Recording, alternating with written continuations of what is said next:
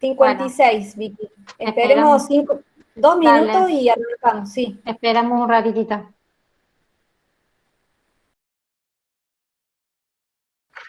Muy poquitos prácticos, ¿sí? Vayan estudiando para el par, las 3 notas listas. Vicky, si querés empezar.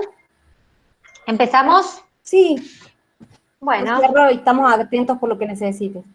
bueno, listo, muchas gracias. Bueno, buenas tardes a todos. El tema de hoy es trauma oclusal. Vamos a desarrollar un poquito este tema que es bastante común que se nos presente en nuestros pacientes. Lo contempla la unidad número 4 en su punto 47, 48, 49. Trata el tema de trauma por oclusión, en periodonto sano, en periodonto enfermo y en los implantes dentales. También la nueva clasificación lo tiene en cuenta en el punto de otras alteraciones que afectan al periodonto. Por lo tanto, vamos a hablar hoy un poco de esto y vamos a decir que el trauma periodontal o el trauma oclusal son todas aquellas alteraciones patológicas o de adaptación que se producen en el periodonto de inserción como resultado de fuerzas indebidas ejercidas por los músculos masticadores. Entonces, ¿cómo lo podemos encontrar? ¿Con qué sinónimos podemos encontrar el trauma oclusal? En la bibliografía podemos encontrarlo como trauma periodontal, sobrecarga oclusal, oclusión traumatizante, traumatismo periodontal u oclusión traumática. Cualquiera de estos sinónimos nos van a hacer referencia al trauma por oclusión. Cuando el sistema estomatognático empieza a funcionar o funciona, entran en juego el sistema muscular, el sistema articular, el periodonto y los dientes. Los dientes están preparados para absorber las fuerzas que transmite, la fuerza de la masticación. La ATM y los músculos son los encargados del sincronismo, la generación de fuerza y permiten el movimiento para que la masticación se lleve a cabo. Y el periodonto es el que transmite de manera homogénea esas fuerzas al tejido óseo, al tejido de soporte. ¿Qué factores predisponentes o factores extrínsecos vamos a tener presentes? Nuestro paciente puede tener bruxismo u otros hábitos, pueden haber interferencias oclusales, puede tener una terapia o puede haber tenido una terapia ortodóntica defectuosa, malposición dentaria, diseño defectuoso de prótesis parciales, pérdida de dientes, pérdida de soporte periodontal. Esto hace que los dientes no estén dispuestos dentro de la boca de una manera correcta.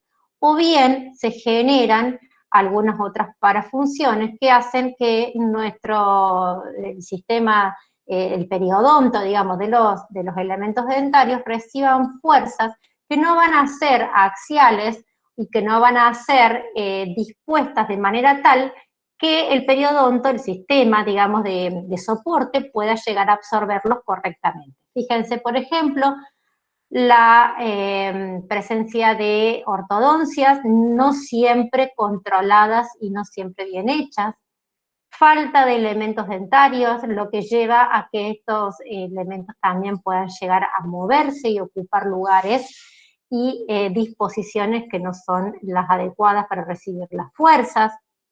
Fíjense, por ejemplo, acá, luego de que este paciente seguramente tiene o ha tenido enfermedad periodontal, tiene su sistema de soporte disminuido, las fuerzas de la lengua, la fuerza de la masticación hacen que estos elementos se apantallen y se dispongan de una manera que no va a ser la más adecuada para absorber fuerzas.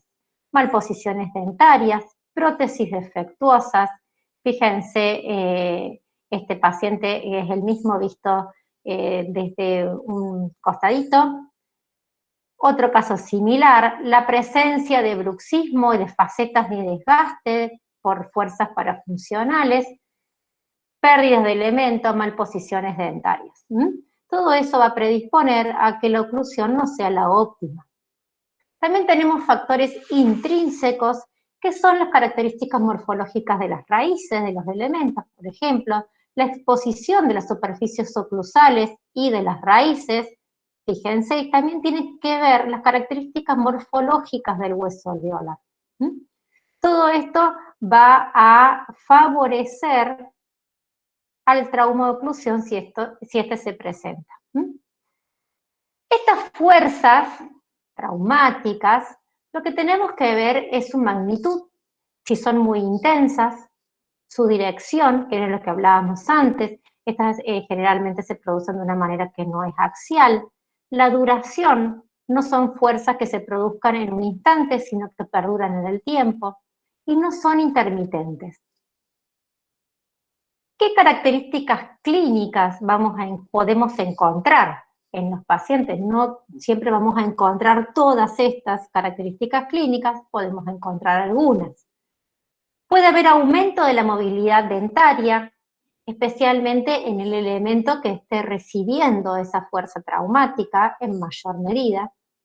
Frémito, el frémito lo vamos a corroborar diciéndole al paciente que realice la apertura y cierre de la boca y nosotros vamos a colocar nuestros dedos índices sobre la cara vestibular de los incisivos superiores y al momento que el paciente cierre vamos a notar el contacto de los elementos inferiores en la cara palatina de los superiores, en apertura y en cierre. Eso quiere decir que no tenemos una oclusión mutuamente protegida, es decir, los elementos anteriores están contactando en el momento que deberían contactar solo los molares.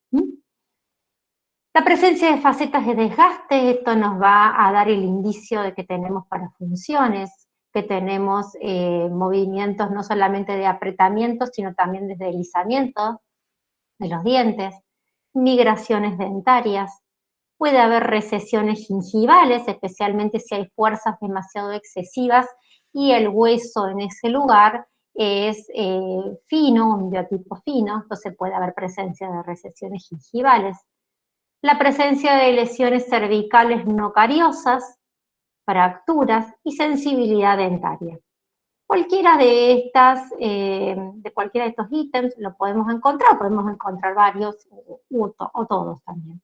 Fíjense, estas son la presencia de lesiones cervicales no cariosas, producto de las fuerzas que se producen en los elementos. Esta zona es donde los cristales se encuentran como más vulnerables, si se quiere decir, como para poder desprenderse y generar este tipo de lesiones que son como en B, que no tienen caries, la superficie es dura, pero sí hay una gran pérdida de sustancia en ese lugar. Facetas de desgaste, fíjense, acá también tenemos facetas de desgaste, acá tenemos recesión y tenemos lesiones no cariosas, acá tenemos recesiones. Muy bien. ¿Cómo podemos clasificarlo al trauma? Decimos que el trauma oclusal puede ser agudo, porque ocurre después de un aumento brusco de la carga oclusal, como ocurre al morder algo, un objeto duro o algo duro inesperadamente, entonces en ese momento se produce el trauma, pero inmediatamente cesa, es en el momento. En cambio, el trauma crónico es aquel que es más común, es el de mayores consecuencias para los tejidos periodontales y es el que perdura en el tiempo y puede ser producido, por ejemplo, por algún elemento en malposición, puede ser que hayamos hecho alguna restauración y no hayamos controlado la oclusión correctamente. Entonces, va a haber elementos que se van a encontrar recibiendo durante largo tiempo fuerzas que son traumáticas. Este trauma puede asentar en un periodonto de altura y de función normal y a eso lo llamamos trauma oclusal primario. ¿Sí? Acá tenemos el hueso, el periodonto de inserción, en su altura y funcionamiento normales. Pero ¿qué pasa? Este trauma también puede asentar en un periodonto que se encuentre reducido. No necesariamente tiene que haber una enfermedad periodontal en curso. También sabemos que puede ser que la enfermedad haya sido tratada y como secuela de eso haya quedado un periodonto de altura reducida. Entonces, en este caso, lo denominamos trauma oclusal secundario. Acá tienen unos articulitos que son muy simples, de fácil lectura, como para que ustedes puedan ampliar un poquito lo que estamos diciendo. ¿Qué va a pasar en un periodonto de altura normal? Si nosotros tenemos un periodonto donde el hueso, el periodonto se encuentran, digamos, sanos y de altura normal, al aplicar una fuerza, por ejemplo, de 10, este elemento va a estar en condiciones de recibir con una resistencia, por ejemplo, de 15. Entonces, si bien la fuerza va a ser intensa, este periodonto va a poder absorberla correctamente y no va a producir ningún tipo de daño. Pero ¿qué va a pasar?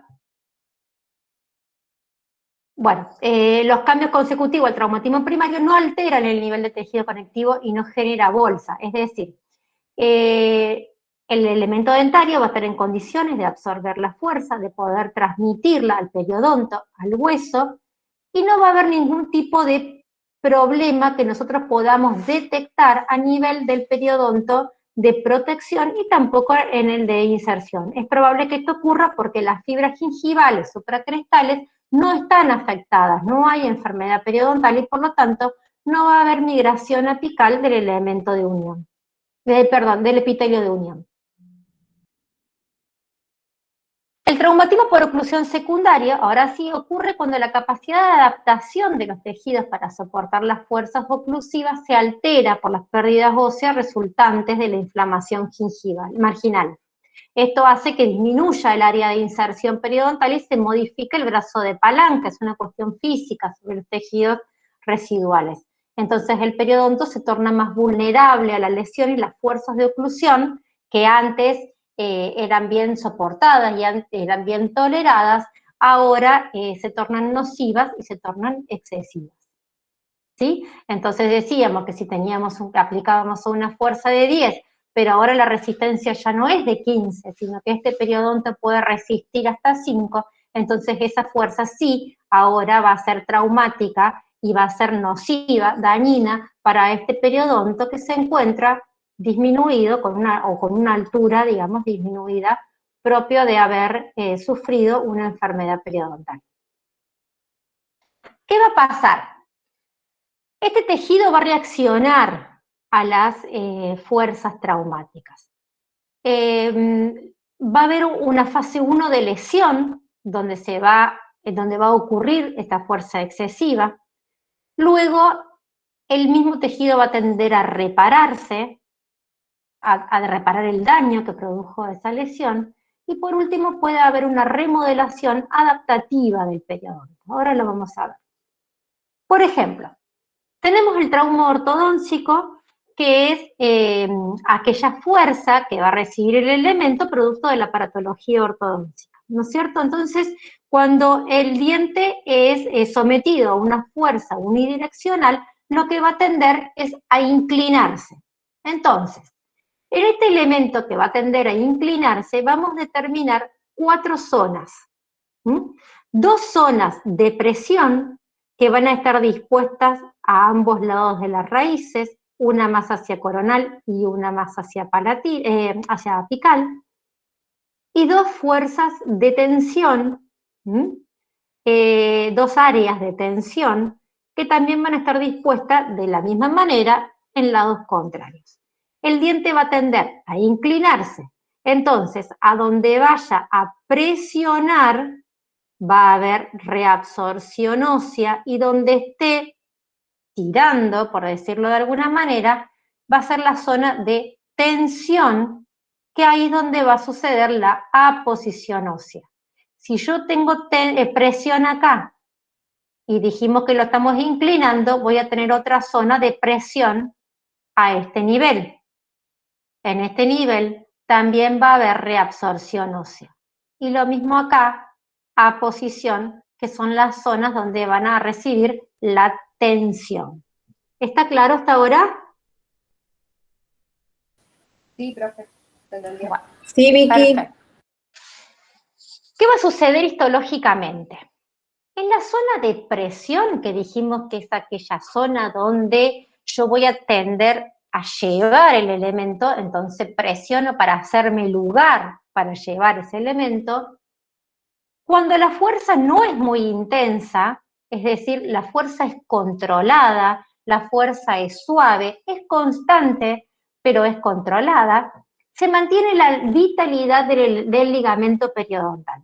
Va a haber mayor vascularización y se va a permitir, va a haber permeabilidad vascular, trombosis vascular, desorganización de células, de los haces de fibra colágena. Van a aparecer osteoclastos y estos osteoclastos van a provenir del ligamento periodontal. Este ligamento periodontal se va a encontrar vivo, se va a encontrar en un momento de recambio, pero dispuesto a responder a estas fuerzas que están siendo aplicadas.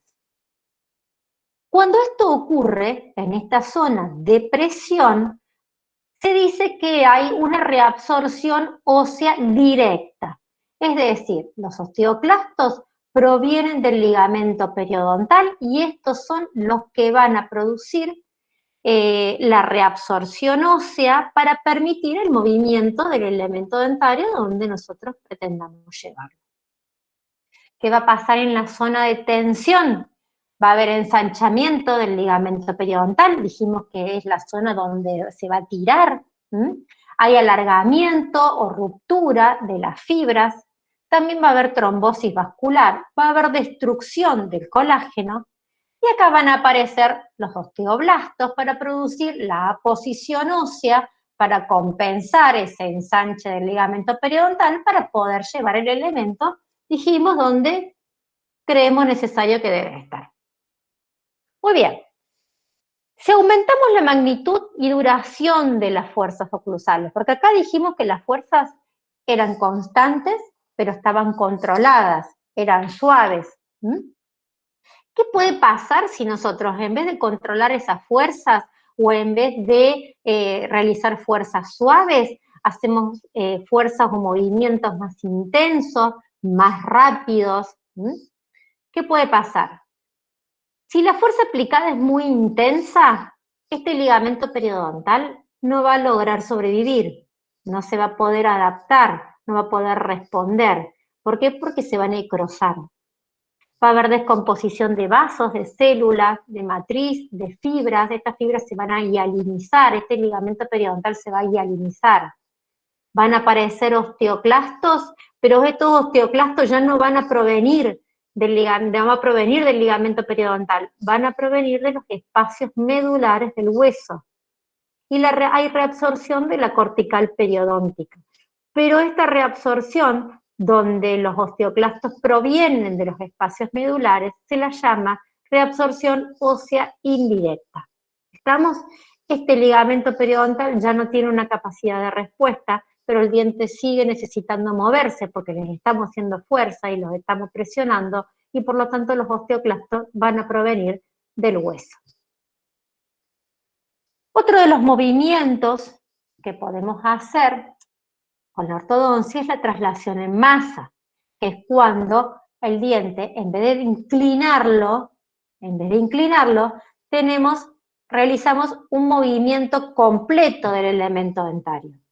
En ortodoncia la fuerza no se aplica en un punto, sino en forma pareja para lograr un movimiento de traslación, por lo que se observan zonas de presión y de tensión más extendidas en sentido ápico-coronal.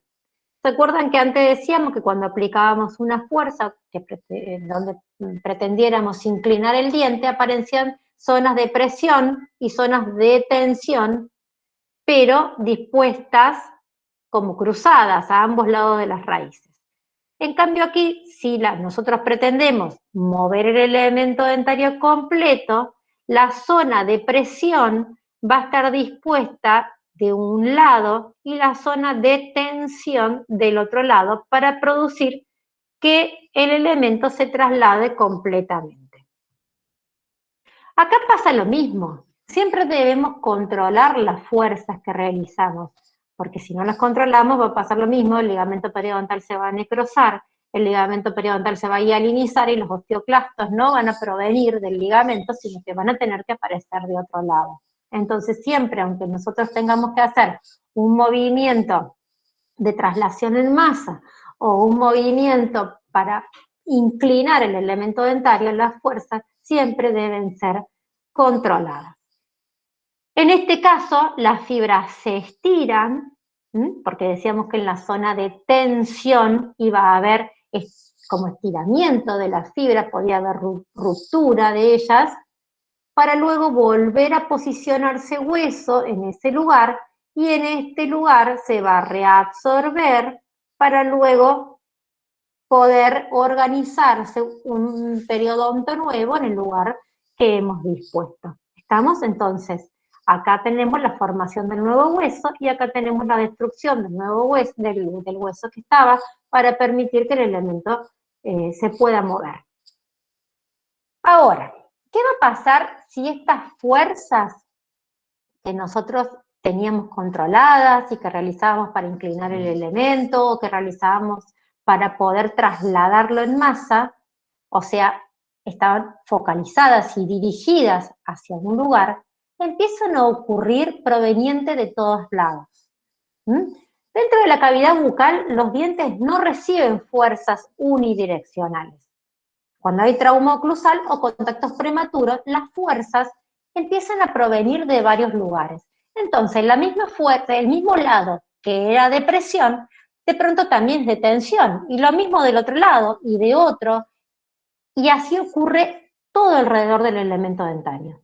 Entonces, los dientes empiezan a recibir fuerzas que se llaman oscilantes, multidireccionales, también se los llama jiggling o de vaivén, en los cuales no se pueden determinar zonas de presión y de tensión bien definidas, sino que es una combinación de ellas a ambos lados del diente.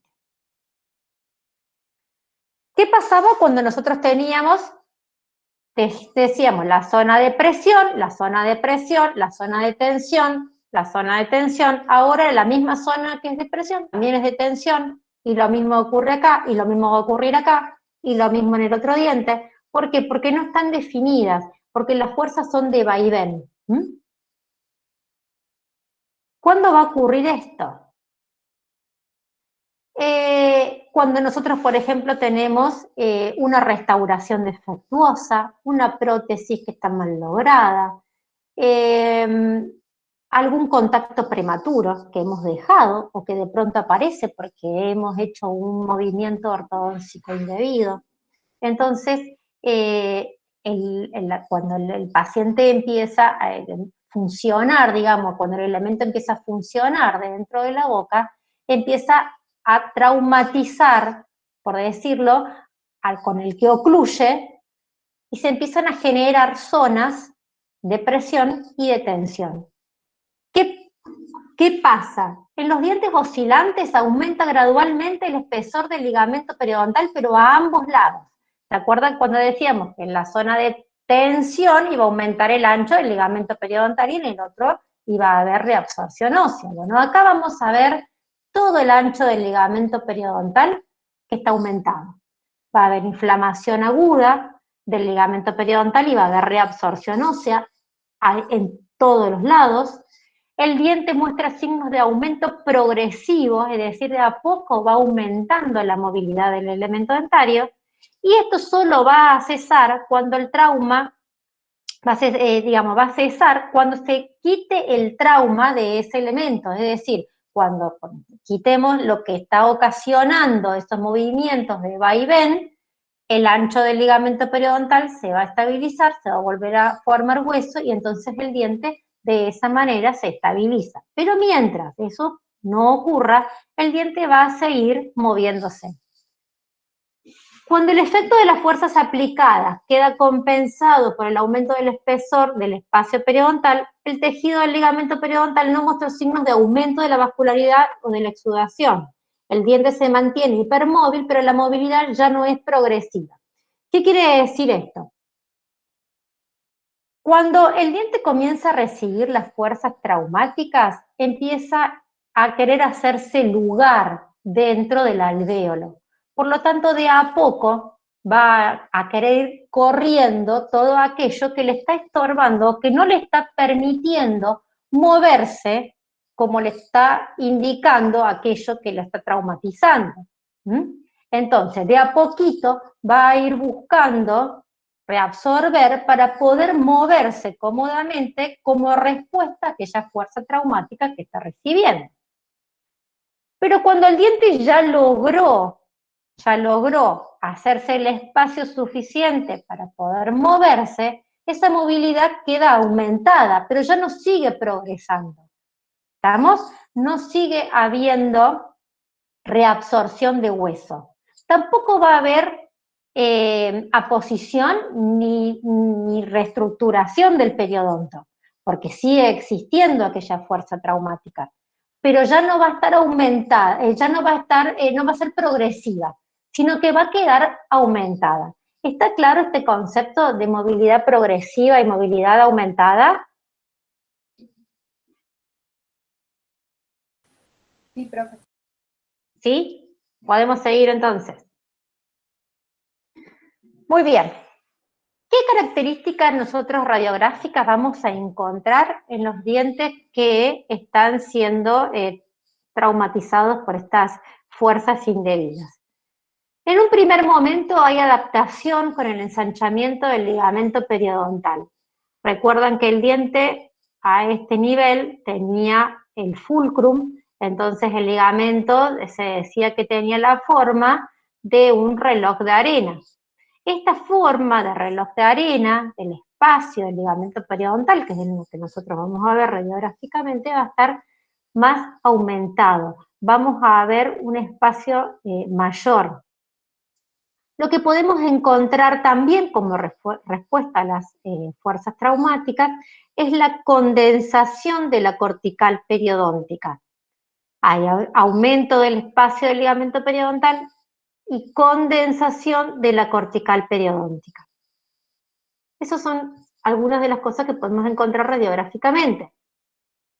Si nosotros tenemos trauma puro, es decir, este elemento solamente está recibiendo una fuerza traumática, pero no está en presencia de biofilm, la pérdida ósea que se produce, decíamos que era perialveolar.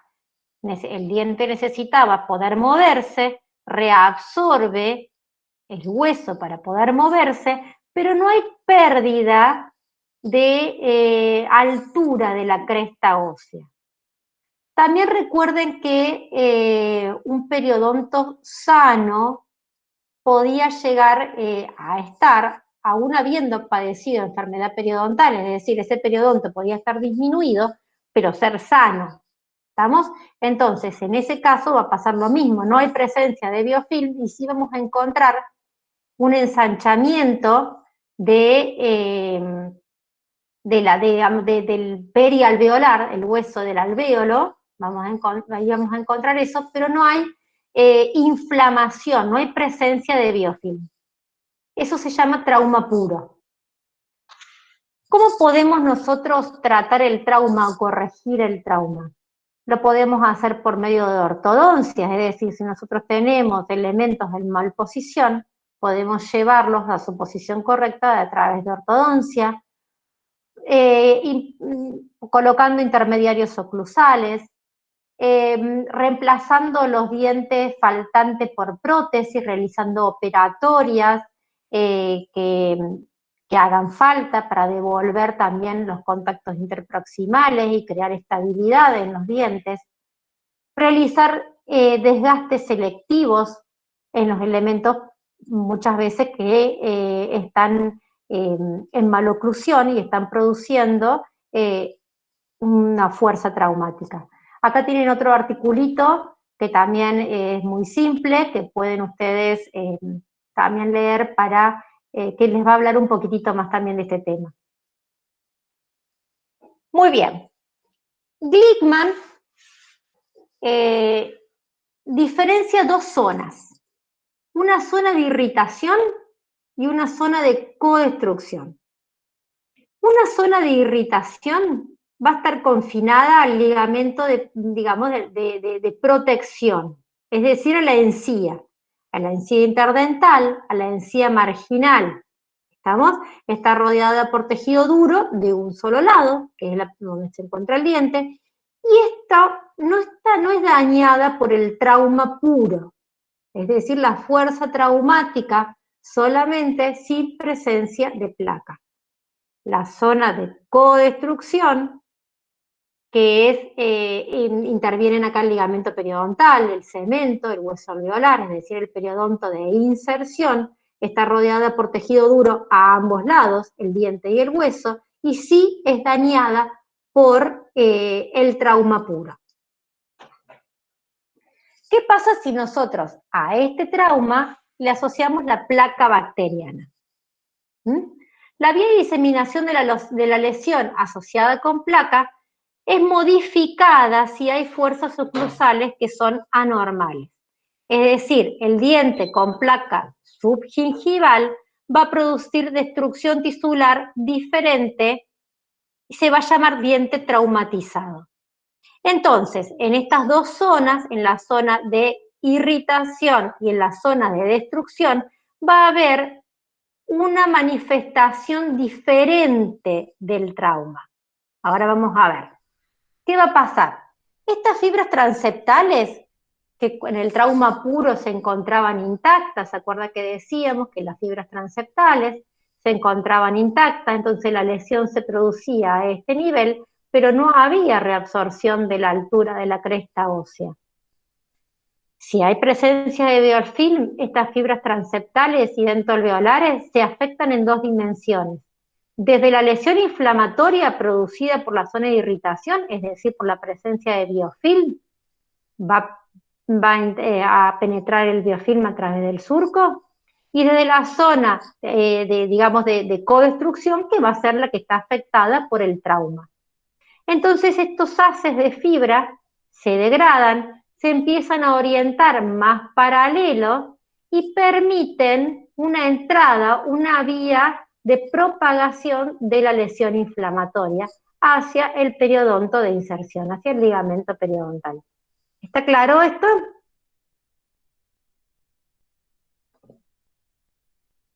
Bueno, sí, Vicky, bueno. Sí, por lo menos. Sí. El traumatismo de la oclusión no altera la encía marginal, dado que su irrigación sanguínea basta para conservarla, aun cuando las fuerzas oclusivas obliteren los vasos del ligamento periodontal. Yo todo esto se los puse escrito como para que ustedes lo tengan al momento de poder estudiarlo. No solamente que lo digamos, sino que a su vez lo tengan escrito. El traumatismo de la oclusión no causa por sí solo bolsas ni gingivitis. El trauma puro no causa bolsas ni gingivitis. Siempre y cuando la inflamación se confina a la encía, es decir, si ocurre una gingivitis, la fuerza de la oclusión no modifica el proceso inflamatorio, es decir, queda confinada a la encía, se resuelve, digamos, entonces no modificaría el proceso inflamatorio, es decir, no cambiaría la vía de entrada, digamos, de lo que decíamos anteriormente. ¿Se acuerdan? No cambiaría esta vía de inflamación. Si la inflamación se propaga desde la encía a los tejidos de soporte, es decir, que desde una gingivitis pasamos a una periodontitis, la inflamación causada por placa penetra la zona de influencia de la oclusión a la que Glickman denominó zona de codestrucción. ¿Estamos? Cuando el elemento dentario trata de adaptarse a las fuerzas traumáticas, las fibras del ligamento periodontal se hacen más verticales y es así como cambia la vía de la inflamación y en vez de seguir por el tejido conectivo laxo que rodea los vasos, o sea, intraóseo, por eso las reabsorciones son horizontales, cambia y se dirige directamente al ligamento periodontal debido a que las fibras dejan de oponer resistencia. ¿Se acuerdan que decíamos que esas fibras transeptales se empiezan a colocar más verticales, es decir, más paralelas al elemento dentario, dejan de oponer resistencia y por lo tanto, entonces se puede dirigir directamente al periodonto, lo que va a producir una pérdida ósea de tipo vertical. Según Glickman, los sitios expuestos a las fuerzas oclusales anormales desarrollan defectos óseos angulares y bolsas infraóseas en presencia de placa. Hay alteración de la vía normal de la propagación de la lesión inflamatoria por placa bacteriana. En un diente sin trauma oclusal, el infiltrado inflamatorio va al hueso alveolar y hay una destrucción ósea horizontal, que es lo que nosotros veíamos con una enfermedad periodontal, cualquiera. ¿Qué va a pasar si a esta enfermedad periodontal se le suma el trauma oclusal? O sea que no solamente tiene biofilm, sino que aparte tiene trauma oclusal. El infiltrado inflamatorio pasa al ligamento periodontal y por lo tanto el defecto que se va a producir es de tipo angular. ¿Estamos? Entonces fíjense, la cortical periodóntica comienza a reabsorberse de manera vertical y produce esa pérdida ósea de tipo oblicua. Las características radiográficas que vamos a tener, dijimos que hay en un primer momento ensanchamiento del ligamento periodontal y condensación de la cortical periodóntica. Si el trauma era puro, iba a haber pérdida ósea perialveolar, pero con altura de la cresta normal. Ahora, si el trauma se le suma la enfermedad periodontal, va a haber pérdidas óseas angulares, verticales, y también la enfermedad periodontal va a ir disminuyendo la altura de las crestas.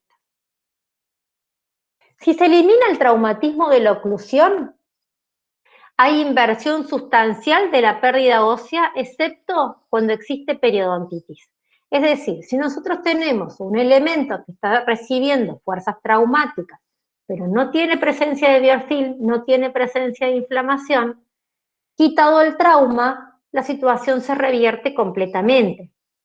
Esto señala que la inflamación inhibe el potencial de regeneración ósea y el proceso cicatrizal, porque no va a ocurrir lo mismo si a ese diente traumatizado se le suma la presencia de biofilm. Ni hablar si vamos a realizar algún tipo de cirugía. Es importante eliminar el componente inflamatorio marginal en los casos de traumatismo de la oclusión porque la presencia de la inflamación afecta la regeneración de hueso una vez eliminados los contactos traumatizantes. No basta solamente con eliminar los contactos traumatizantes, sino que hay que resolver la inflamación. Es importante primero entonces tratar la enfermedad periodontal y luego el trauma.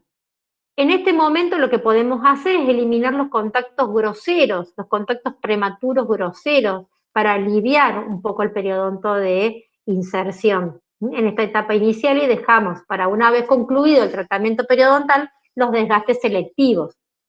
Una vez a